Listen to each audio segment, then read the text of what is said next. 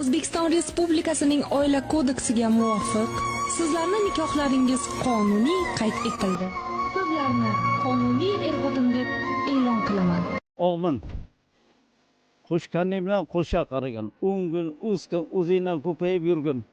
Xudolar hamma qudalari borish kelishli bo'lib, bir qishloq bo'lib, aldimizga kelib o'ynab kulib yurgin. Allohu akbar.